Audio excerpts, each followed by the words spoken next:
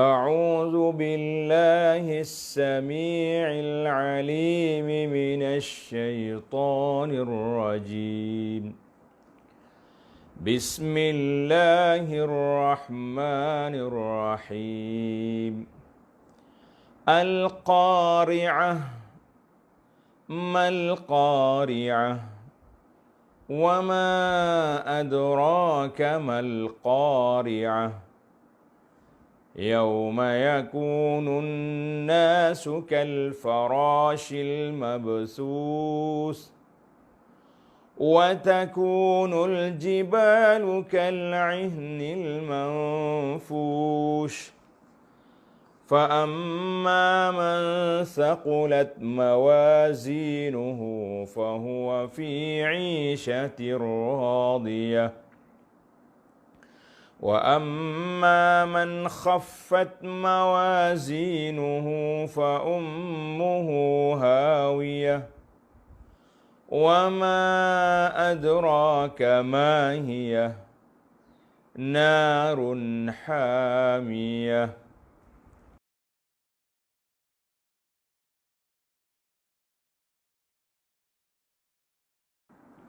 Jadi Al-Qari'ah iaitu Al-Hadisatul Azimatul Jalilah. Peristiwa yang cukup besar. Cukup besar. Maka dalam surah Ar-Ra'di Allah kata wala yazalul ladzina kafaru tusibuhum bima sana'u qari'atun. Tengok qari'ah au tahullu qariban min darihim. Maksudnya di atas dunia dulu pun orang-orang yang lawan Tuhan ni kena dah musibah. Gempa dah dalam hidup dia. Dia mari perang. Kena serang dan sebagainya. Tetapi maksud di sini jumhur mufassirin mengatakan al-qari'ah hiya al-qiyamah. Al-qari'ah itu hari yang menggemparkan itu, iaitulah hari kiamat. Maka al-qari'ah ni salah satu daripada nama-nama kiamat. Nama kiamat ni banyak para jemaah sekalian. Dalam siri Al-Alamul Akhir, pengembaraan ke alam akhirat yang saya sampaikan, tuan-tuan boleh tengok di rakaman kita, ada beberapa nama. Dalam kitab ni pun ada. Saya baca secara ringkas ya. Di antara nama-nama hari kiamat itu Al-Qari'ah. Ada yang mengatakan Al-Qari'ah itu An-Nafkhatul Ula. Tiupan sengkakala yang pertama. Pom, itu dipanggil Qari'ah. Ada yang mengatakan Al-Qari'ah An-Nar, neraka, api. Tapi yang ramai ulama tafsir kata Al-Qari'ah iaitulah Al-Qiyamah. Kalau kita nak terjemah, hari yang menggemparkan itu iaitu hari kiamat. Di antara nama-nama lain tentang kiamat, tanda tuan-tuan, saya sebut nama je lah, kan? Nama dia Al-Haqqah. Dalil dia surah Al-Haqqah ayat 1 yang ketiga.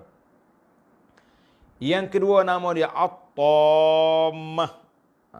Ambil daripada surah An-Nazi'at ayat 34.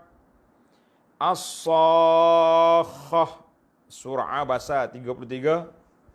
At-Taghabun surah At-Taghabun ayat 9. Yaumuddin maliki yaumiddin dalam surah Al-Fatihah ayat 4. Al-Ghashiyah surah Al-Ghashiyah ayat 1. As-Sa'ah surah Muhammad sallallahu alaihi wasallam ayat 18. Yaumut Tanad surah Ghafir ayat 32. Al-Jasiyah surah Al-Jasiyah ayat 28. Al-Waqi'ah surah Al-Waqi'ah ayat 1. Az-Zalzalah surah Zalzalah ayat 1. Jadi alhamdulillah anda tak terjemah di sini, tuan-tuan boleh tengok dari rakaman kita Rehlah ke Alam Akhirat tentang nama-nama hari kiamat. Ada berapa? 15 ke berapa nama? Boleh tengok, boleh rujuk di sana. Alhamdulillah. Baik. Allah Taala sebut sini mal qari'ah. Mal qari'ah. Apakah dia hari yang menggemparkan itu? Hari apa tu? Hari apa tu? Bila Tuhan tanya mal qari'ah, maka dia biasanya dia akan jawab. Kenapa Allah Ta'ala sebut Al-Qari'ah, Mal-Qari'ah. Apa yang kamu tahu? Itu maksud dalam bahasa kitanya, Mal-Qari'ah. Apa yang kamu tahu tentang hari yang menggemparkan itu? Mu tahu apa? Kenapa dalam Quran banyak sebut, yukthiru fil Quran, banyak menggunakan uslub al-istifham. Banyak menggunakan uslub tanya. Mu tahu apa? Itu bahasa. Sebab apa? Sebab banyak hakikat-hakikat, makna-makna yang besar, manusia ni tak ambil perhatian. Orang cakap, gitu je dia. Maka, Allah Ta'ala nak suruh kita celik mata. Mu tahu? Sama juga bila kita nak beritahu benda-benda yang penting kepada masyarakat. Tak, kita tanya, tuan-tuan semua sudah tahu ke? Jadi orang pun bila sudah bunyi gitu semua, hadap main WhatsApp pun berhenti kejap. Ustaz nak kata apa tu? Pak Imam nak beritahu apa? Itu dia panggil uslub al-istifham ni, supaya nak ambil al-jaz al-intibah, supaya nak ambil orang ambil perhatian. Ini bahasa Quran. Maka wal as'ilatu fil Quran ala naw'ain. Soalan dalam Quran tu ada dua jenis. Tanda tuan-tuan. Soalan dalam Quran ini, yang pertama, Allah Ta'ala sebut soalan dan dia bawa jawapan. Dia sebut mal qari'ah, mu tahu apa? Wa ma adraka, apa yang kamu dapati, yang kamu faham, yang kamu mengerti. Maka bila disebut jawapan, yakunul maksud dianya nak menarik perhatian pendengar, supaya mengambil perhatian. Aku nak beritahu benda besar ni. Yang kedua, disebut soalan tapi tak diberi jawapan. Wa ma yudrika la'alla sata. Wa ma yudrik, apa yang kamu dapat mengetahui. Itu dia panggil wa ma adraka, diberi jawapan. Wa ma yudrik, tak beri jawapan. Maka ketika itu, kata di ulama tafsir, yakunul maksud i'mal az-zihin. Allah nak suruh kita mikir, apa benda ni? Ini supaya kita mikir. Mana istifham, soalan itu li ta'zim wa tahwil. Nak suruh nampak besar, nak nampak bahayanya peristiwa yang berlaku itu agak bahaya. Agak bahaya, kan? Jadi tak payah tunggu jawapan lah. Mu tahu benda ni? Gitu lebih kurang. Maka Allah Ta'ala tanya di sini dalam ayat ini, ayat yang ketiga, wa ma adraka mal qari'ah. Tengok, soalan yang kedua kali. Wa ma adraka mal qari'ah. Dan apa jalannya engkau dapat mengetahui kedahsyatan hari yang menggemparkan itu. Mu tahu apa hari itu? Ini soalan.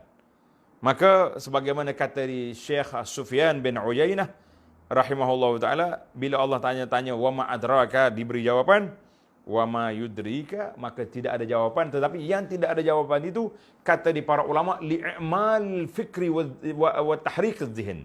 Syahdul al-himam, nak suruh kita mikir apa yang Tuhan nak beritahu ni. Jadi dia tak jawab.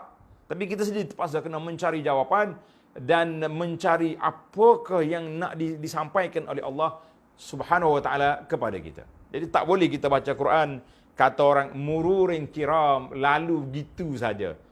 Seperti lalunya air, berlalu begitu, kita kata tidak. Al-Quran bukan untuk dilalu.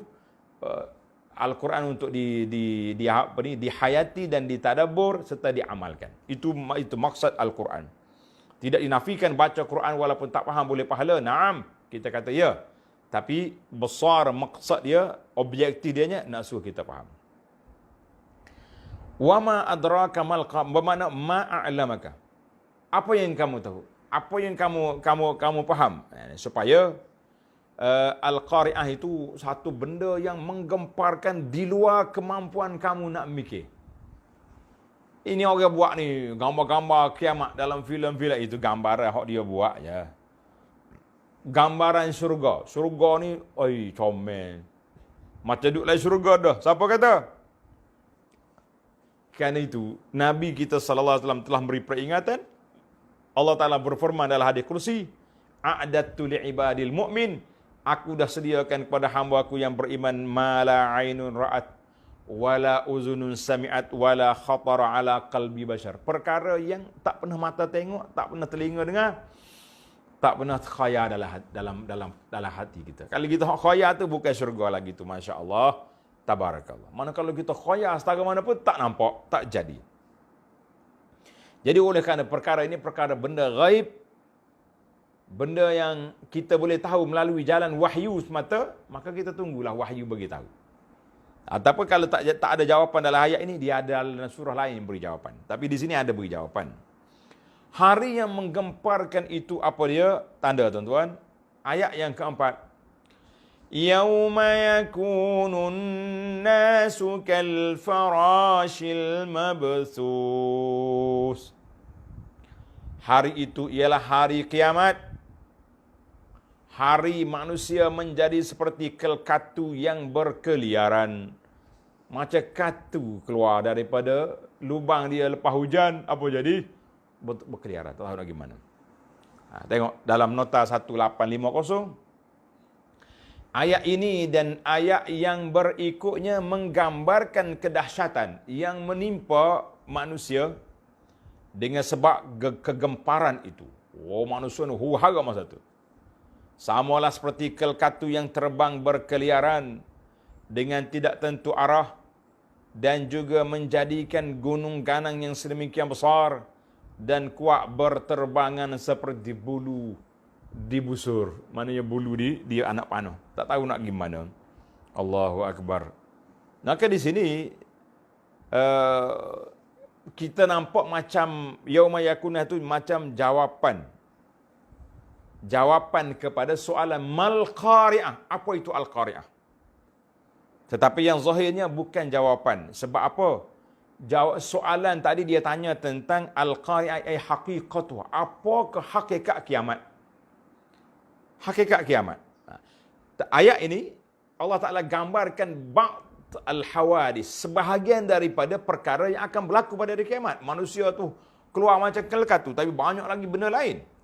Maka hakikat kiamat itu sendiri, iaitulah apa yang diberitahu oleh Allah Ta'ala, hari pembalasan, hari manusia dibangkitkan, hari manusia macam kelkatu, bukit-bukit berterbangan, langit pecah, banyak lagi dia punya. Maknanya ayat ini memberi jawapan kepada sebahagian daripada sifat kiamat, tapi tidak total jawapan itu, tidak sepenuhnya sebagaimana daripada soalan. Maka kita kena i'malul fikri, i'malul zihni, gerakkan dia kita punya pemikiran, tengok apakah sifat hari kiamat itu dalam kitab-kitab tentang ahwalu yaum al-qiyamah. Masya-Allah, tabarakallah. Dalam suratul A'raf orang tanya, yas'alunaka 'anis sa'ah ayyana mursaha qul innama 'ilmuha 'inda rabbi. Bila orang tanya tentang kiamat, mu jawab ilmuha 'inda rabbi. Ilmu dia di situ Tuhan aku. Hak mana Tuhan cerita kepada kita dalam Quran, kita dapat memahami. Apa yang telah disebut oleh Nabi SAW dalam hadis, maka kita boleh faham. Yang lain-lain itu, tunggulah di sana nanti. Allahul Musta'an. Kal faras wa takunul jibalu kal ihnil manfush. Bukit pulaknya jadi macam ayat yang kelima tadi. Dan gunung ganang menjadi seperti bulu di busur berterbangan. Masya Allah, tabarakallah. Nah.